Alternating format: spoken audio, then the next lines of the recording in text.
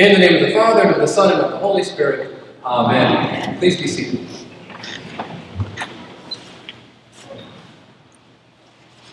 So it occurs to me that many of you really don't know a lot about my past and my childhood. And so I wanted just to share a brief detail with you that I'm sure you'll find humorous at my expense. I went to Catholic school from K all the way through 12. So from kindergarten all the way through 12th grade, I went to Catholic school, which means I wore a uniform. And so when the time came for me to graduate and go to college, I went to a public university like Florida State. I had a real dilemma. I had no clothes.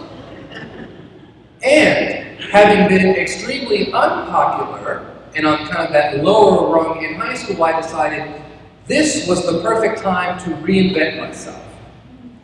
And so I decided that I would, kind of pick a particular style that was totally different from who I was and run with it.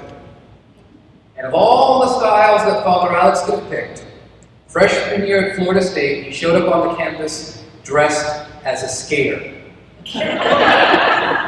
So of course you can imagine the very wide leg jeans, the chain wallet, that comes down, the long sleeve shirt that the person wears when it's summer and then they put a t-shirt over it.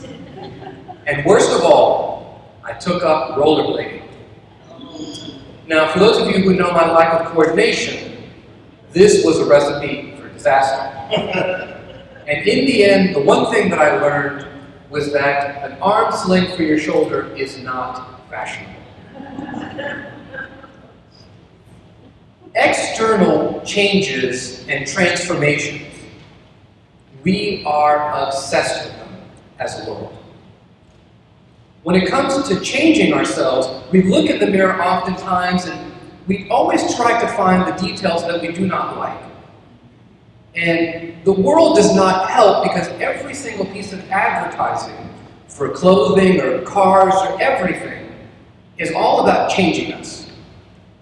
And so that's why last year, people spent $60 billion in this country on weight loss programs and weight loss products.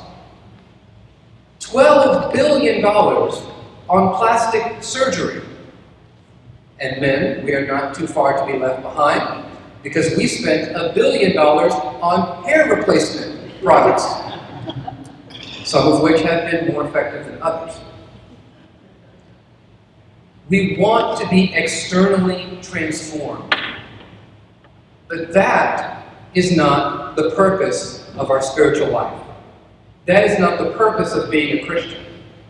For a Christian, we're not concerned with the external because God is not concerned with the external. He's concerned with the internal disposition of our souls. And we also know that internal transformation is much more difficult than external transformation. But we know it's important. Because the last thing that we want is to be beautiful on the outside and spiritually dead on the inside. A good way to think about this was a documentary that I saw with the wonderful British gentleman pulling up into a junkyard in a 1967 cherry red Ford Mustang. Yeah, all the guys know what I'm talking about, and the ladies too. He gets out, he closes the door, and as he walks away, a huge claw comes, picks up the car, and throws it into the crusher. And he says, "Some of you might think that I've just wasted a classic car. On the contrary, the entire car on the inside down to the engine was completely rusted. It looked beautiful, but the car was dead."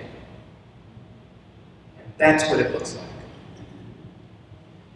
Well, in today's gospel, we have the wonderful story of the Feast of the Transfiguration. A week ago, Jesus was walking with his disciples around the area of Caesarea Philippi, and he asks them, "So who do people say that I am?"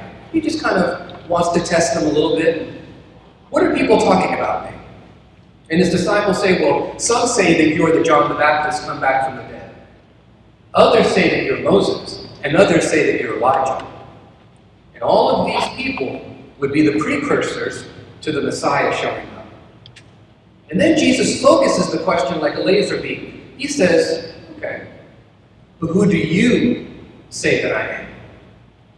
And that is when Peter makes his famous confession. You are the Messiah, the Christ, the Son of the living God. And Jesus tells him that this is wonderful, but to remember that it was only through God that he could make that kind of declaration. That it wasn't that he came to it on his own. So Jesus takes these same disciples up to a mountain and he begins to pray. And there, that's when he becomes transfigured. His clothes look brighter than bright, brighter than white. Moses and Elijah actually show up and begin to have a conversation with him. Moses, the greatest lawgiver. Elijah, the greatest prophet. And then there's Jesus in the middle. And God says, this is my beloved Son with whom I'm well pleased. Listen to him. Jesus had gone up to that mountain to pray and to be confirmed and affirmed in his identity as the Messiah. Because he knows that the moment he comes down from that mountain, he will be on a collision course with the cross. He will be on his way to Jerusalem for one purpose: to die for our sins. And so he wanted to make sure that he was doing God's will. And God gives him a glimpse of the glory that he's going to receive after the cross. And it also affirms and confirms the disciples' faith when they see that and they hear God's voice. Now, I'll be the first to tell you, it is lovely on the mountaintop. It is lovely to stand before the glory of God. But we can't stay there. And in fact, what does Peter do? Peter says, why don't we build 3 little dwelling places for you and for the 2 prophets, and we'll stay here because this is the best place to be. And just to go to show you that Christians cannot follow directions. If you go to the Church of the Transfiguration in Jerusalem, there's 3 chapels. One for Jesus, one for Moses, and one for Elijah. We just can't seem to follow directions. But Jesus knows, and God knows, that now we have to go to Jerusalem. That's where the glory is. But the glory can only come through the cross. This week, we're going to begin Lent through Ash Wednesday. And on Ash Wednesday, we receive that outward sign not just of our sorrow for our sins, but for our mortality. But it's also the beginning of our journey with Jesus towards the cross. Just like he will not receive glory unless he's transformed by the cross, we won't receive that glory unless we're transformed by the cross. Any one of us can get a makeover. Any one of us can have all the external trappings given to us. But it's only through the cross that we're going to be internally changed. And that internal change reminds me of a lot of the process that's used to restore old paintings.